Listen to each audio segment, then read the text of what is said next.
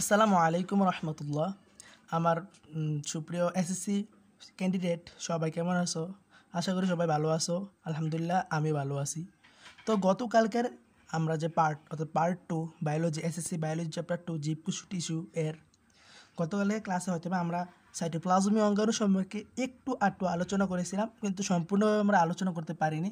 ইনশাল্লাহ এই ক্লাসে আমরা সাইটোপ্লাজম অঙ্গাণু ঝিল্লিযুক্ত সাইটোপ্লাজম অঙ্গাণুগুলো আমরা ভালোভাবে আলোচনা করব। তো চলো আমরা শুরু করি, আর কথা না বাড়ি।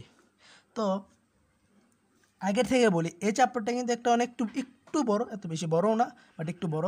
যদি বুঝতে পারো তাহলে অনেক ভালোভাবে বুঝতে পারবা। তাহলে আসো আমরা শুরু করি। প্রথমত আমরা কালকের কাছে একটা রিকেপ মারি, যে রিকেপ হচ্ছে ঝিল্লিবিহীন সাইটোপ্লাজম অঙ্গাণুগুলা। ঝিল্লিবিহীন সাইটোপ্লাজম কালকের ক্লাসে আমরা রিকেপ হিসেবে আমরা যে ঝিল্লিযুক্ত সাইটোপ্লাজম অঙ্গাণুগুলো ছিল, সেখানে ঝিল্লিযুক্ত সাইটোপ্লাজম অঙ্গাণুর ভিতরে আমরা একটা কি টেকনিক দিয়েছিলাম মনে রাখা। টেকনিকটা হচ্ছে এমপি গো এনজয়। এখানে ইউজ ছিল ভ্যালুয়েবল লাইফ, অর্থাৎ এম দিয়ে হচ্ছে আমরা জানি ঝিল্লিযুক্ত সাইটোপ্লাজম অঙ্গাণু হচ্ছে কয়টা, বা 1টা 2টা 3টা 4টা 5টা 6টা। তাহলে এবার ঝিল্লিযুক্ত সাইটোপ্লাজম অঙ্গাণু কয়টা? 6টা। এখানে 6টা তো ভাই মনে রাখতে একটু কষ্ট হবে সবার, তাই আমি কি করলাম, একটা টেকনিক দিয়ে দিলাম। এই টেকনিক হচ্ছে ভাই ঝিল্লিযুক্ত সাইটোপ্লাজম অঙ্গাণু মুখস্থ করে একবার সহজ টেকনিক। তা হলো যে MP go enjoy valuable life, যেখানে এম মানে হচ্ছে মাইটোকন্ড্রিয়া, তারপরে পি মানে হচ্ছে plastid, go is for Golgi body, enjoy is for endoplasmic reticulum, valuable is for vacuole, অর্থাৎ আমরা বেকিউল মানে কি কোষ গহ্বর। তাহলে বা বেকুয়েল মানে কি কোষ গহ্বর। তারপর হচ্ছে আমাদের সবার last but not the least life. অর্থাৎ লাইফ দিয়ে আমাদের কী বুঝাবে? লাইসোসোম। তো খেয়াল করো, এইগুলো হচ্ছে আমাদের সকল ঝিল্লিযুক্ত সাইটোপ্লাজমের অঙ্গাণু, একবার সহজ। তারপরে আমাদের ঝিল্লিযুক্ত সাইটোপ্লাজম অঙ্গাণুর প্রথমটা কি হবে? আমাদের মাইটোকন্ড্রিয়া। তাহলে ঝিল্লিযুক্ত সাইটোপ্লাজম অঙ্গাণুর প্রথমটা মাইটোকন্ড্রিয়া। চলো এবার আমরা মাইটোকন্ড্রিয়া সম্পর্কে আলোচনা করব। কিন্তু তার আগে আমি একটা কথা বলবো। আমরা যে অঙ্গাণুগুলো পড়বো, এই অঙ্গাণুগুলো পড়ার জন্য আমাদেরকে কয়েকটা জিনিস জানা উচিত। একটা অঙ্গাণুর ভিতরে আমরা কী জানলে আমরা একটা অঙ্গাণু ফুল রিকেপ হয়ে যাবে, তো ফুল অঙ্গাণুটা সম্পর্কে ধারণা পাবো, সেই সম্পর্কে আগে আমি দিই। যেমন তোমরা যে কোনো একটা অঙ্গাণু যদি জানতে চাও, তার ইম্পর্টেন্ট জিনিস হিসেবে তোমরা এটা পাবে, যে অঙ্গাণুর ইম্পর্টেন্ট জিনিস হিসেবে তুমি কীভাবে পাবা? অপর নাম বা নামকরণ জানতে হবে, তারপর তোমার এটা আবিষ্কার সম্পর্কে জানতে হবে, এবং লাস্ট যে কাজ সম্পর্কে জানতে হবে। তোমার যে কোনো একটা অঙ্গাণু পড়ো, সেটা বা মাইটোকন্ড্রিয়া হোক না কেন সেটা, অথবা অন্য কিছু হোক না কেন সেটা, আমার গোলগি বডি হোক না কেন, বেকিউল হোক না কেন, সব কিছুর আমার কী জানতে হবে? সব কিছুর আমার কী জানতে হবে? Good, fine the point. সব কিছুর আমার বা অপর নাম, আবিষ্কার অথবা নামকরণ, কাজ সম্পর্কে জানতে হবে। জানলে বা তোমরা এই ইয়া সম্পর্কে, অর্থাৎ তোমরা একটা অঙ্গাণু সম্পর্কে ভালোভাবে ধারণা পাবে। তো একটা অঙ্গাণু সম্পর্কে ভালোভাবে ধারণার জন্য আমরা এটা জানা উচিত। চলো আমরা শুরু করি। প্রথম আমাদের ইয়াটা সম্পর্কে, মাইটোকন্ড্রিয়া। প্রথমত মাইটোকন্ড্রিয়া কে আবিষ্কার করেছেন আমরা আগে এটা জানবো। এই ইয়াতে প্রথমত আমরা আমাদের ইয়ে অনুসারে কি অপর নাম বা নামকরণ, আবিষ্কার বা কাজ, অপর নাম বা নামকরণ, আবিষ্কার বা কাজ, অপর নাম বা নামকরণ, আবিষ্কার বা কাজ সম্পর্কে আমরা জানবো। তো আসলে চলো আমরা শুরু করি। তবে মাইটোকন্ড্রিয়াতে আমরা প্রথমত যা পাবো, মাইটোকন্ড্রিয়ার ভিতরে দেখবে প্রথমত আমাদের মাইটোকন্ড্রিয়া হচ্ছে 1886 সালে প্রথম আবিষ্কার করেন রিচার্ড অল্টম্যান। তখন তিনি নাম দেন কি বায়োব্লাস্ট। তার পরবর্তীতে এরপর বর্তমান প্রচলিত নাম দেন ব্যান্ডা। তাহলে এটা সবচেয়ে বেশি জরুরি যে বর্তমান নামটা কে দেন। তাহলে লিখবা যে বর্তমান নাম কে দেন, বর্তমান নাম দেন ব্যান্ডা, বিজ্ঞানী ব্যান্ডা। তারপরে হচ্ছে, আচ্ছা এটা কি আমাদের বর্তমান নাম?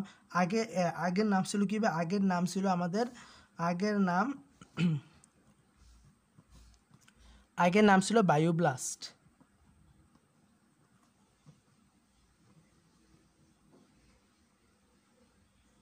তবে আগের নামটা কি ছিল আমার? বায়োব্লাস্ট। আরেকটা জিনিস সম্পর্কে জানতে হবে, আবিষ্কার, কাজ, এর আগে একটা জিনিস জানতে হবে, গঠন।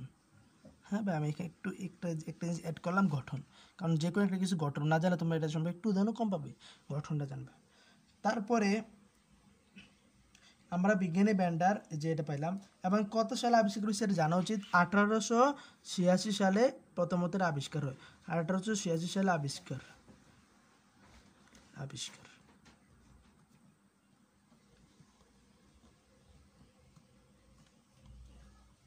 তাহলে আমরা বলতে পারি যে কি বলতে পারি, আমরা এই কথাটা বলতে পারি যে মাইটোকন্ড্রিয়া বর্তমান নাম দেন ব্যান্ডা, এবং তিনি কিন্তু আবিষ্কার করেন, আবিষ্কার করেছিলেন বা অল্টম্যান। অল্টম্যানের নাম লাগবে না, অর্থাৎ রিচার্ড অল্টম্যান 1886 সালে আবিষ্কার করেন এবং তিনি তার নাম দেন বায়োব্লাস্ট, কিন্তু বর্তমান নামটি দেন ব্যান্ডা, বিজ্ঞানী ব্যান্ডা। শেষ, আমাদের এতটুকু জানলে, জানতে পারলে আমাদের অপর নাম ও নামকরণ আবিষ্কার হয়ে যাবে। তবে আমরা এখন গঠন সম্পর্কে আলোচনা করব। আগে একটা কথা বলি, তোমরা এটার জন্য তোমাদের চিত্রটা অনেক জরুরি। সো আমরা বইয়ের চিত্র দিকে যাব। তাহলে আসো আমরা বইয়ের চিত্রে চলে যাই। তো ভাই চলো আমরা চিত্রটা এখানে এঁকে ফেলি। চিত্রটা হয়তো একটু খারাপ হবে, কিন্তু ভাইয়া এই নিয়মে লেখলে চিত্র একবার কারেক্ট। মনে রাখবে, আমি যে নিয়মটা এখন চিত্র লিখবো, এই নিয়মে যদি চিত্র তোমরা আঁকো তাহলে চিত্র কিন্তু কারেক্ট হবে। তো আসো আমরা শুরু করি। তো প্রথমত চিত্র আঁকার জন্য আমি এরকমভাবে একটা স্পেস নিলাম। তোমরা এইভাবে আঁকতে পারো, বা তোমরা যদি বলো না ভাই আমরা এইভাবেও এঁকে রাখি, তো আমি এদিক থেকে শুরু করি চিত্রটা। তো চিত্র আঁকার জন্য আমাদেরকে প্রথমে এভাবে এরকম একটা গোল দিবে।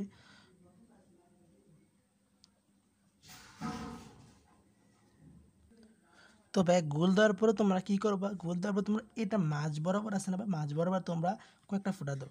ধরো এখানে একটা ফুটা দিলাম, এখানে একটা ফুটা দিলাম, এখানে একটা ফুটা দিবা, এখানে একটা ফুটা দিবা, এবং এখানে একটা ফুটা দিবা। তারপরে কী করবা, তোমার ফুটাগুলো যোগ করবা। তারপরে কী করবা, ফুটাগুলো যোগ করবা। একবারে সহজ মাইক্রোকন্ডে আঁকা। তারপর আবার এদিকে একটা ফুটা দাও, মাঝখানে মাঝ বরাবর দিবা, এদিকে ফুটা এদিকে দাও। এবার এগুলো যোগ করো, এগুলো যোগ করো, এগুলো যোগ করো। আর একটা ফুটা তোমরা চাইলে এখানে দিতে পারো, এগুলো যোগ করো। তারপরে কী করবা, তারপরে আরও তোমরা এদিক থেকে সুন্দর করে যোগ করে দিবা, আর এটা এদিক দিয়ে যোগ করে দিবা। তাহলে তোমাদের মাইক্রোকন্ড হয়ে যাবে এত সহজে। মাইক্রোকন্ডে আঁকা একবারে সহজ, তা বুঝছো বা? মাইক্রোকন্ডে আঁকা কিন্তু একবারে সহজ। তারপরে তোমরা কী করবা বা, এই যে এই ফুটাগুলোর জায়গায়, এই ফুটাগুলো কিন্তু এমনিতে তোমাদের দরকার হতো, এখানে বিন্দু লিখে দিবা, এগুলো এরকম গুল গুল গুল গুল করে দিবা। তারপরে একবার সহজ, একবারে। তবে এবার আমরা চিহ্নিত করব। তো চিহ্নিত ক্ষেত্রে এটা কি ভাই, আমাদের বৃন্ত। তবে এটা কি আমাদের ভাইয়া বৃন্ত, এটা আমাদের কি ভাই বৃন্ত, বৃন্ত। তারপরে আমাদের কি আসে, বৃন্তর পরবর্তীতে আমাদের কি আসে ভাই, এটা কি ভাই আমাদের বৃন্ত। সরি, এটা আমাদের অক্সিজেন, একটু বলে ফেলছি। এটা অক্সিজেন বা বৃন্ত তোমরা যেটাই বলতে পারো, দুইটাই নাম, একই নাম। এটাকে অক্সিজেনও বলে, অনেকে আবার বৃন্তও বলে। তো তোমরা বৃন্ত বা অক্সিজেন দুইটাই লিখতে পারো, বৃন্ত বা অক্সিজেন। তবে এটা অবশ্যই আমাদের পর্দা, তাই না?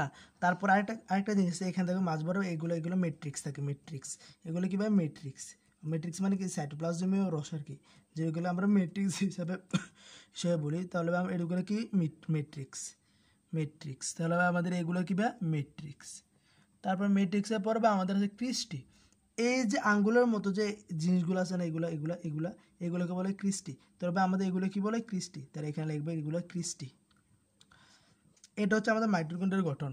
তাহলে আর মাঝ বরাবর ওই ম্যাট্রিক্সগুলো থাকে, আর এখানে এখানে থাকে আমাদের রস, আর এই মাঝখানে যেগুলো থাকে না, এগুলোতে ম্যাট্রিক্স থাকে। তো মাঝ বরাবর যে ফাঁকা স্থান থাকে, ফাঁকা স্থানে আমাদের ম্যাট্রিক্স থাকে। তাহলে মাঝ বরাবর কি, মাঝ বরাবর ফাঁকা স্থানে আমাদের ম্যাট্রিক্স থাকে, মাঝ বরাবর ফাঁকা স্থানে আমাদের কি থাকে, ম্যাট্রিক্স থাকে। আর এটাই হচ্ছে আমাদের যে একটি আদর্শ মাইটোকন্ড্রিয়ার গঠন। এবার আদর্শ মাইটোকন্ড্রিয়ার গঠন হচ্ছে আমাদের ভাই এটা, আশা করি তোমরা বুঝছো। তারপরে এখন তাহলে কি আসে, মাইটোকন্ড্রিয়ার তো গঠন বুঝলাম, অর্থাৎ মাইটোকন্ড্রিয়ার চিত্র আঁকাটা শিখলাম। তবে মাইটোকন্ড্রিয়ার পরে কি আসে, হ্যাঁ মাইটোকন্ড্রিয়ার এখন আমরা কাজ সম্পর্কে আলোচনা করবো। এখন আমি সবটাকে রিকেপ দিই, মাইটোকন্ড্রিয়া একটা রিকেপ দিচ্ছি। মাইটোকন্ড্রিয়া, তাহলে তোমরা যে মাইটোকন্ড্রিয়া আছে তাহলে কীভাবে বলবা যে মাইটোকন্ড্রিয়া হচ্ছে একটি সর্বপ্রথম আবিষ্কার করে 1886 সালে আবিষ্কার করা হয়, এবং অল্টম্যান আবিষ্কার করেন। বর্তমানে ওই সময় উনি নাম দেন, যে নাম দেন বায়োব্লাস্ট, বর্তমান নাম দেন ব্যান্ডা, বিজ্ঞানী ব্যান্ডা। তারপর মাইটোকন্ড্রিয়ার চিত্র আঁকার একবার টেকনিকটা বলে দিলাম। এটা হচ্ছে একটা পর্দা মাইটোকন্ড্রিয়ার। তারপরে এগুলো হচ্ছে মাইটোকন্ড্রিয়ার ম্যাট্রিক্স, মাঝ বরাবর মাঝখানে যেগুলো থাকে ম্যাট্রিক্স। ম্যাট্রিক্সের ভিতরে আমাদের ডিএনএ, আরএনএ আর অনেক কিছু থাকে। তাহলে ম্যাট্রিক্সের ভিতরে আমাদের কী থাকে বা ডিএনএ থাকে ও আরএনএ থাকে। তাহলে ম্যাট্রিক্সের ভিতরে আমাদের কী থাকে বা ডিএনএ এবং আরএনএ থাকে। আর ক্রিস্টি কোনগুলো, ক্রিস্টি কিন্তু আঙ্গুলের মতো একটি স্থান। আর রস, অর্থাৎ এই রসের ভিতরেও আমাদের ডিএনএ আরএনএ থাকে। আরেকটা জিনিস অক্সিজেন। এখন আমি অক্সিজেনটাকে সাইডে লিখে আলাদাভাবে, আচ্ছা আমি ওই পৃষ্ঠাতে এগুলো লিখবো, আগে সাইডে দিয়ে অক্সিজেনটা আলাদাভাবে লিখতেছি। অক্সিজেনে আমাদের কী থাকে জানো, অক্সিজেন হচ্ছে অনেক ইম্পর্টেন্ট একটা জিনিস, যেখানে এনজাইম থাকে। অক্সিজেন তাহলে কী থাকে বা এনজাইম থাকে।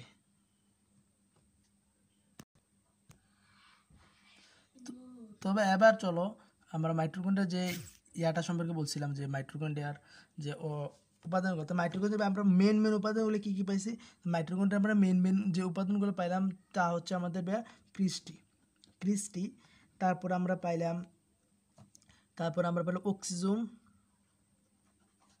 অক্সিজম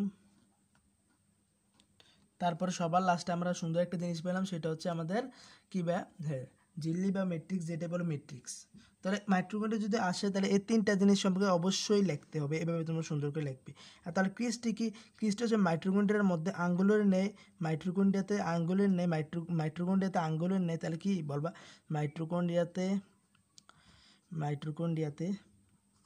আঙ্গুলের মতো বাজ করা একটি দেখা যায় তবে আঙ্গুলের মতো বাজ করা থাকে তাই কি বলে ক্রিস্টি বলে আঙ্গুলের মতো বাজ করা থাকে তাই কি বলে ক্রিস্টি বলে তো ক্রিস্টি বলবো আমরা যে অক্সিজম কি অক্সিজম একবারে বলবো যে ক্রিস্টির গায়ে যে বৃন্তযুক্ত ক্রিস্টির গায়ে যে বৃন্ত লেগে থাকে ক্রিস্টির গায়ে যে বৃন্ত লেগে থাকে ক্রিস্টির গায়ে যে বৃন্ত মেন কথা এত কিছু না আমার শুধু বৃন্ত তো ক্রিস্টির গায়ে যে বৃন্ত লেগে থাকে তাই কি বলে আমাদের অক্সিজেন বলে এবার ম্যাট্রিক্স হচ্ছে ক্রিস্টির ভেতরে ফাঁকা স্থানকে ম্যাট্রিক্স বলা হয় ক্রিস্টির ভেতরের ফাঁকা স্থানকে কি বলা হয় ম্যাট্রিক্স বলা হয় ক্রিস্টির ভিতরের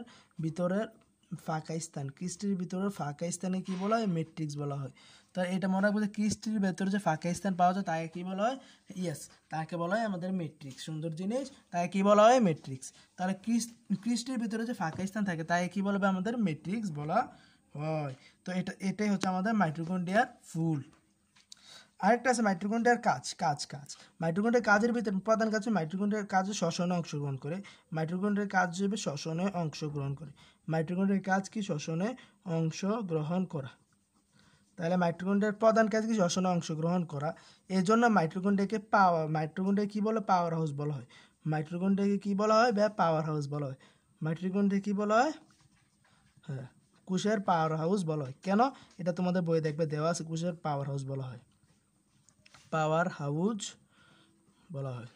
মাইটোকন্ড্রিয়া পরীক্ষাতে শিউর আসবে এবারে ইম্পর্টেন্ট আমি যদি বলি সবচেয়ে বেশি ইম্পর্টেন্ট কোনটা মাইটোকন্ড্রিয়া সবচেয়ে বেশি ইম্পর্টেন্ট মাইটোকন্ড্রিয়া এই পর্যন্ত অনেকবার আসছে পাওয়ার হাউস বলা হয় কেন পাওয়ার হাউস বলা হয় এটা আমি লিখতেছি পাওয়ার হাউস বলা হয় কারণ আমরা হয়তো এই অধ্যায় এখন পড়ি নাই তোমরা পড়বে আর পরে যে একটা অধ্যায় আছে অথবা অনেকে পড়ে ফেলতে পারো যে আমাদের শ্বসনের জন্য তিনটা জিনিস দরকার হয় শ্বসনের জন্য আমরা 4টা ধাপ লাগে এর মধ্যে মাইটোকন্ড্রিয়া দেবে 3টা ধাপে ঘটে মাইটোকন্ড্রিয়া 3টা ধাপ কি এই মাইটোকন্ড্রিয়াতে আমাদের কি ঘটে দেখো এসিটাইল কুয়ে অর্থাৎ তোমরা এভাবে লিখতে পারো যে শ্বসনের 4টি ধাপ এর মধ্যে বাকি 3টি ধাপ অর্থাৎ গ্লাইকোলাইসিস বাদে বাকি 3টি ধাপ এখানে ঘটে তাহলে খেয়াল করো শ্বসন মানে কি শ্বসন মানে শক্তি উৎপাদন করা গ্লাইকোলাইসিস বাদে তোমাদের বইয়ে অনেক সুন্দর করে দেওয়া আছে বাদে বাকি সকল প্রক্রিয়া এখানে ঘটে বিদায় একে পাওয়ার হাউস অথবা শক্তিঘর বলা হয় এখানে ঘটে বিদায় একে পাওয়ার হাউস বা শক্তিঘর বলা হয়